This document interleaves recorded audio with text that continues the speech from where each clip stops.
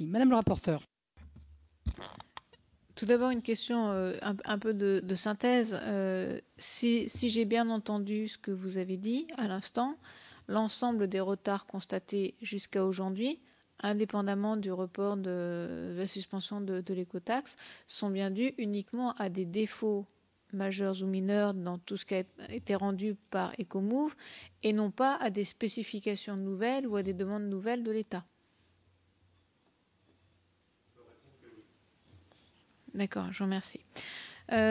Deuxième question, est-ce que vous pourriez, s'il vous plaît, de façon à ce que, parce que j'ai commencé à lire le rapport de VSR, oui, mais pas son analyse, donc déjà nous transmettre vos analyses sur le sujet, vous qui avez certainement un œil de technicien beaucoup plus exercé que le mien, et pour que l'on comprenne bien, nous expliquer un petit peu en quoi consiste ce dispositif de VSR. Dire quelle est l'étendue du dispositif de VSR. Est-ce qu'il fallait vérifier sur toute la France que tous les portiques, etc. fonctionnaient, que tous les enregistrements, tous les points d'enregistrement fonctionnaient? Est-ce que c'était un échantillonnage? Est-ce que ça se faisait avec uniquement des véhicules tests ou des enregistrements tests, ou est-ce qu'il y avait aussi une part de réel? Comment est-ce qu'on distingue le tout dans le VSR, enfin dans le rapport de VSR? Bref, comment ça se passait de façon très concrète? Ce sujet. Alors, ce qu'on appelle VABF, c'est la vérification d'attitude de bon fonctionnement d'un système. C'est-à-dire qu'on doit vérifier que toutes les fonctions du système fonctionnent. Mais il n'y a pas de notion de volumétrie, de choses qui soient en vraie production.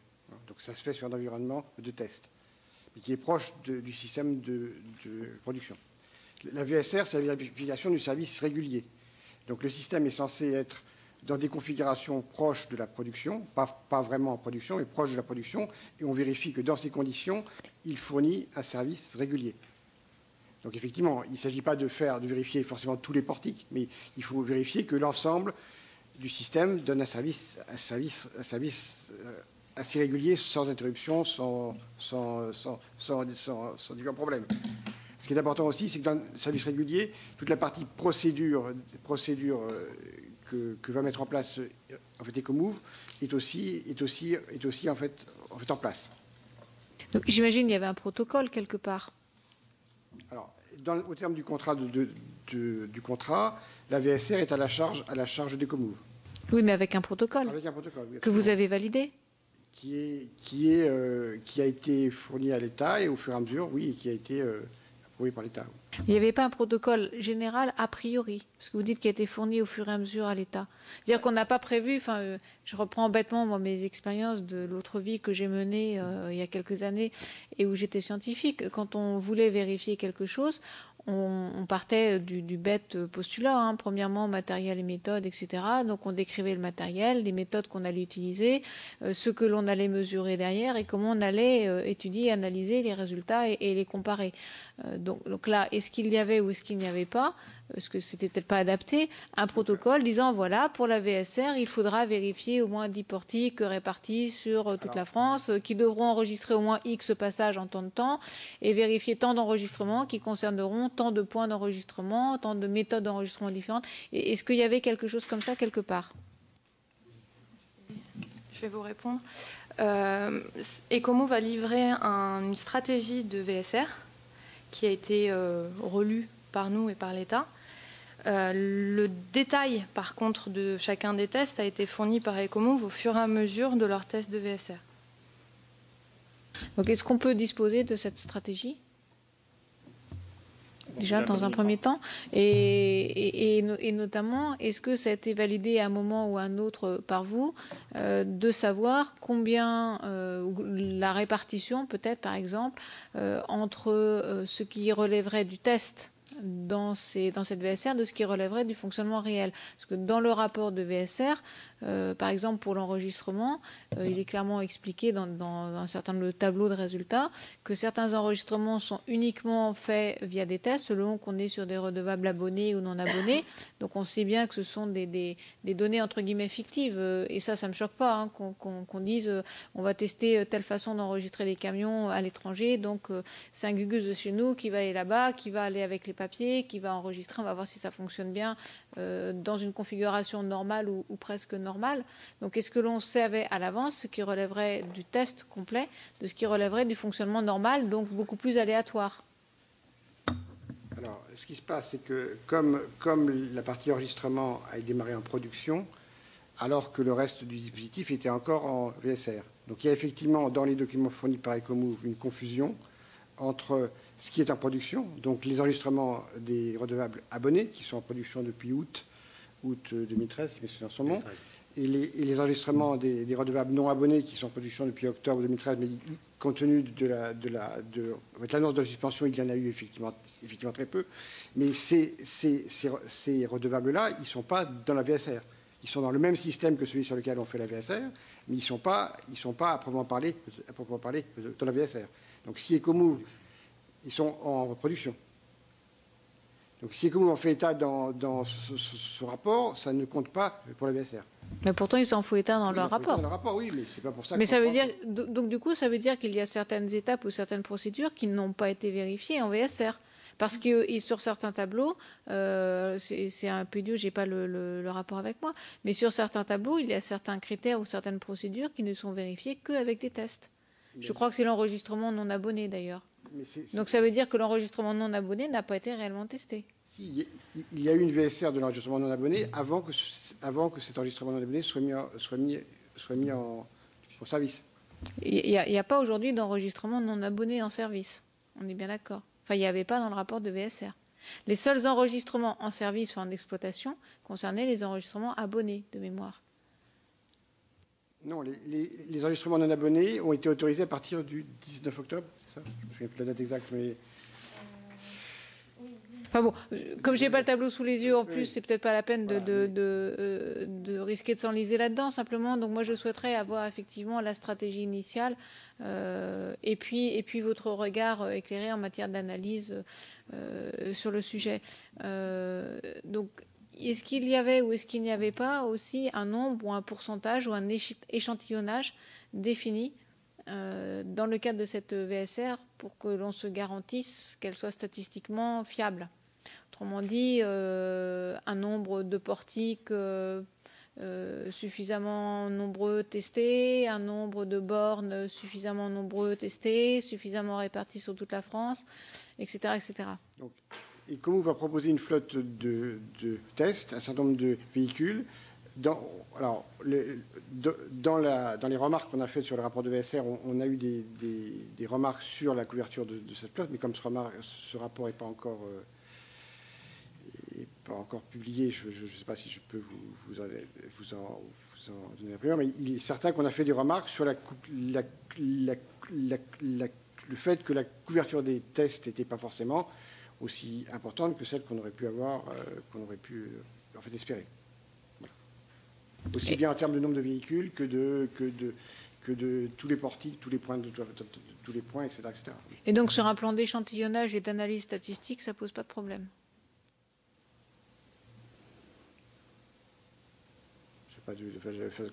Qu'est-ce que vous voulez dire par ça ne pose pas de problème?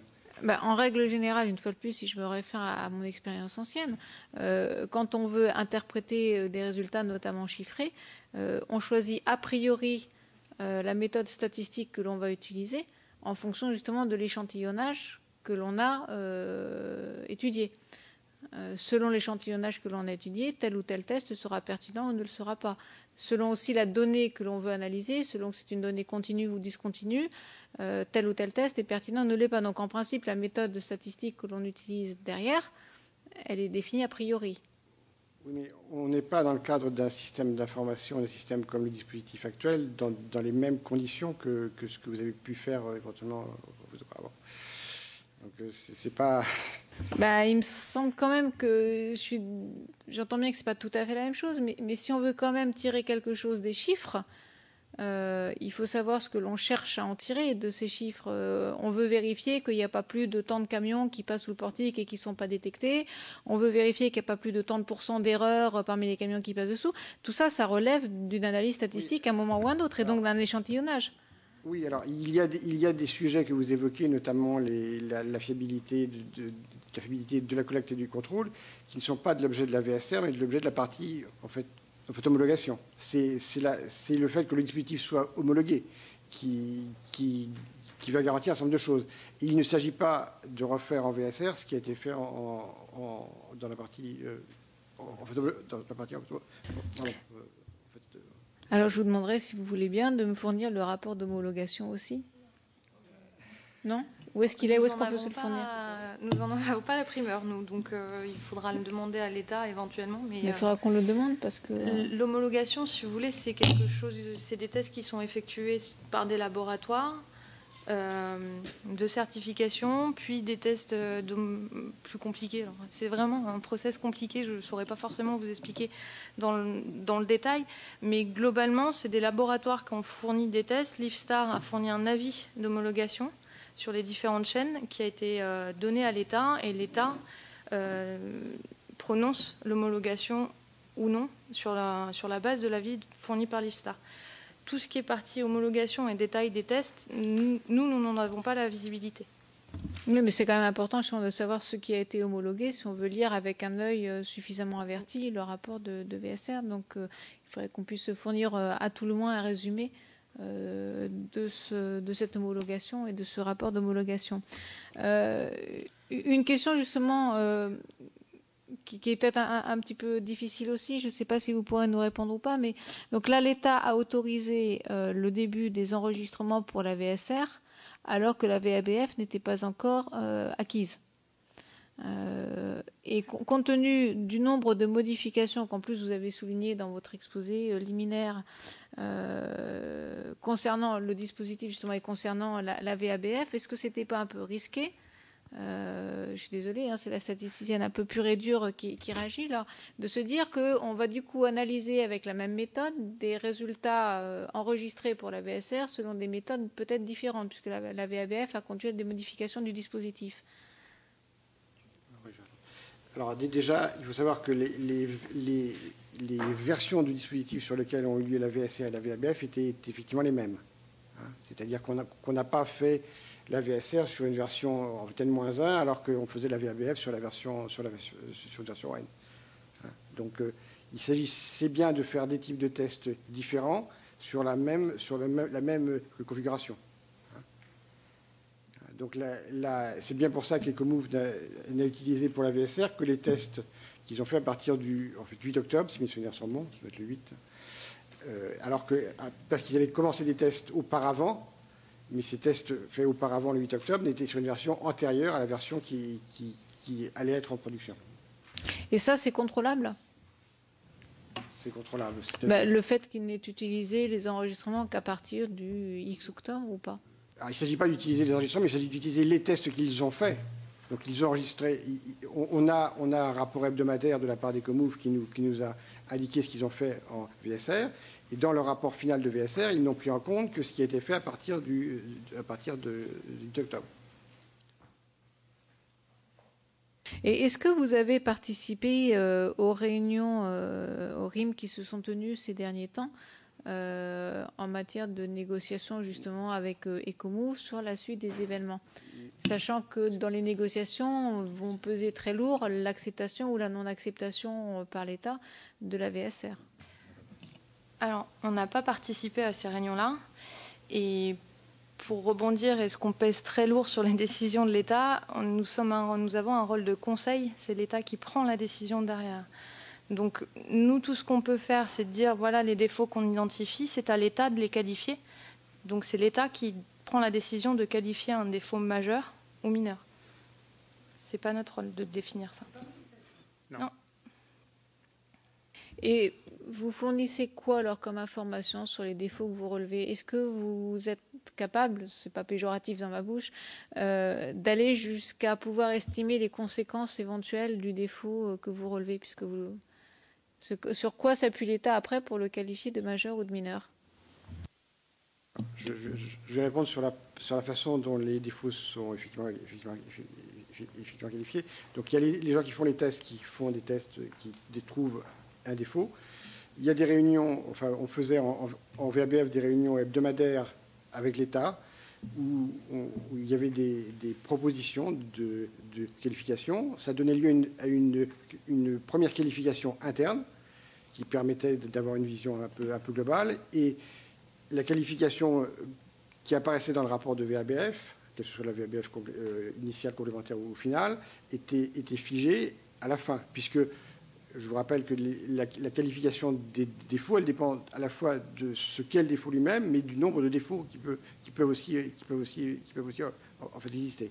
Donc la qualification contractuelle apparaissant, elle apparaissait à la fin. Pardon. Et comment est-ce qu'on relève les défauts? Parce que Ecomove vous transmet un rapport toutes les semaines ou tous les 15 jours sur lequel vous avez des enregistrements, pas forcément au sens d'enregistrement du camion, mais enfin bon, des chiffres, etc. Comment est-ce que vous pouvez vérifier à partir de ce seul dossier l'existence ou la non-existence de défauts? Parce que Ecomove peut très bien, une fois de plus j'image mon propos, mais il peut couper les pages où il y a trop de défauts, il peut oublier les camions qui sont passés, qui n'ont pas été relevés, enfin, puisque à un moment donné, les défauts, ils sont quand même validés au niveau d'Ecomove par une personne. Donc rien de plus facile que de donner des consignes à quelqu'un ou de supprimer des choses dans un ordinateur. Donc voilà. Est-ce qu'il y a eu des contrôles sur place? Est-ce qu'on a recoupé des informations pour vérifier tout ça ou pas? Alors, déjà, je vais faire une différence entre les défauts de VABF et les défauts de VSR. Donc, au terme du contrat, c'est en fait l'État qui fait la VABF, donc qui fait les tests de VABF.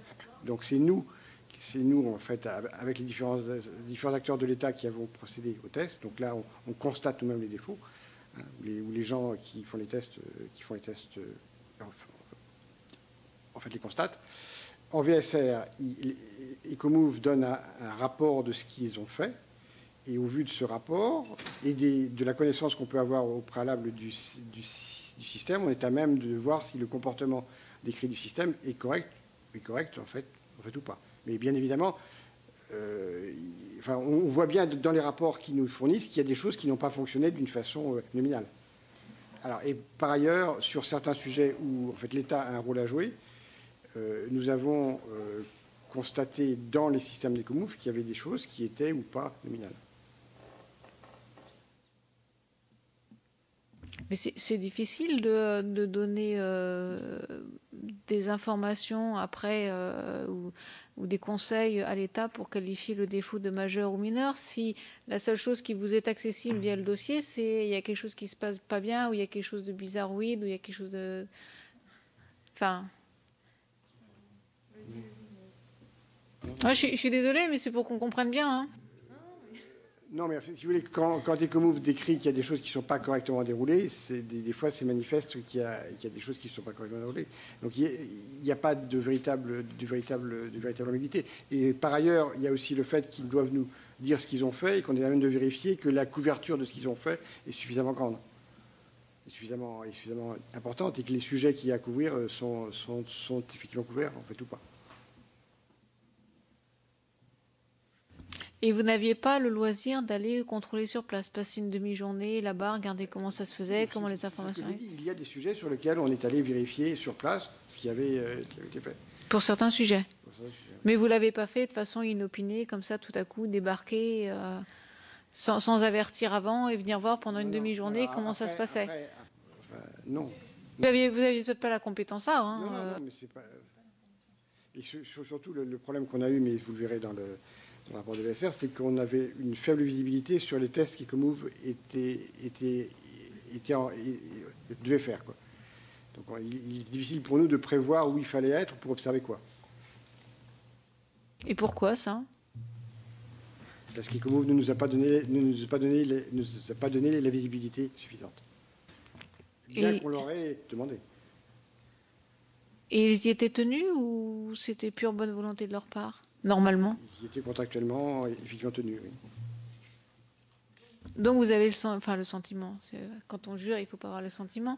Mais vous auriez tendance à dire que Ecomove n'a pas tout à fait joué la totale transparence par rapport à la VSR et par rapport au contrôle que vous deviez exercer. On ne dirait pas ça comme ça. Vous le diriez comment alors? Je dirais que les informations qu'on a eues étaient trop tardives pour qu'on puisse réussir à observer ce qu'on aurait voulu observer. D'accord, je vous remercie. Je crois que Mme le rapporteur a bien balayé.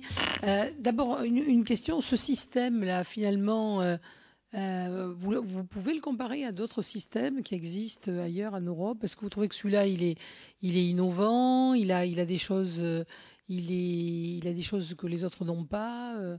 Est-ce que techniquement, vous pouvez apprécier ce genre de choses?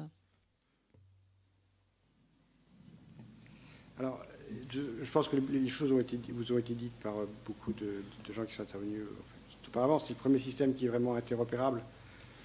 En Europe, tous les autres systèmes équivalents ne sont pas interopérables et les contraintes de l'Europe et de l'interopérabilité sont quand même relativement fortes. Donc, du coup, effectivement, c'est le seul système de ce type qui existe, oui. Et bien que, quand même, on nous a expliqué qu'il faut passer quand même des contrats commerciaux. C'est interopérable techniquement, mais pour que ça soit vraiment traduit en pratique, il faut quand même qu'il y ait des contrats avec les SHT, etc. quoi, quand même. Hein. Donc, l'interopérabilité, elle est technique, on va dire. Non, pas uniquement. Non. Parce que c'est les SHT qui font que c'est interopérable. C'est le fait que le redevable ou le transporteur puisse contracter auprès d'un partenaire commercial qui va, lui, jouer le rôle d'interopérabilité auprès des différents... Nous, les transporteurs, ils nous ont dit qu'ils avaient l'obligation... finalement, ils avaient plusieurs contrats à passer, quoi. Hein, pas un seul. En fonction de leur trajet. Dans un cadre européen idéal, et si les SHT... Idéal. Si les SHT jouent bien leur rôle, le transporteur peut contracter avec une seule SHT, et c'est cette SHT qui contractera avec les différents opérateurs de péage. Bon, c'est ça la principale, l'interopérabilité, c'est ça la principale donnée. Par rapport aux autres systèmes de télépéage, après il y a la volumétrie, l'ampleur du réseau, le fait que ce soit un réseau non pas autoroutier, donc les caractéristiques d'un réseau autoroutier, c'est qu'il y a un nombre de points d'entrée et de points de sortie relativement faible, alors que là on a un nombre de points d'entrée et de sortie qui est assez important, donc ça rend la chose aussi assez complexe. Donc moi, si je vous ai bien entendu, Monsieur Buczynski, avec votre chronologie, il est quand même clair qu'ils n'étaient pas prêts en septembre. En septembre 2013, ils n'étaient pas prêts. Que ce soit vous ou pas vous qui est qualifié des majeurs, on peut dire que là, ils n'étaient pas prêts. Bon. Par contre, de votre point de vue, aujourd'hui, ils sont prêts. Aujourd'hui. Mon point de vue est qu'ils sont prêts aujourd'hui. Oui, le système...